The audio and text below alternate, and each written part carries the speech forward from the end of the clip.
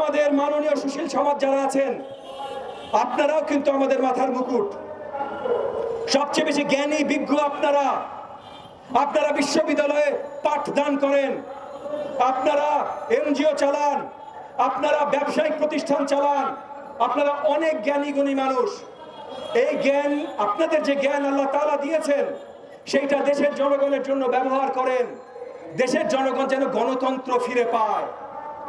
একদিকে তাকিয়ে এতদিন আপনাদের পছন্দের একটা সরকার ছিল, তাদেরকে সাপোর্ট করেছেন, এরপর আরেকটা পছন্দের সরকার চান, তাদেরকে সাপোর্ট করবেন, এরকম করেন না। জনগণের জন্য যদি কাজ করতে হয়, জনগণের জন্য যদি কিছু চাইতে হয়, তাহলে গণতন্ত্র চাইতে হবে।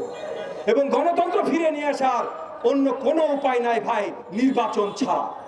আমি আশা রাখি আমাদের একতা বজায় থাকবে। আমি আশা রাখি ছাত্র জনতার যা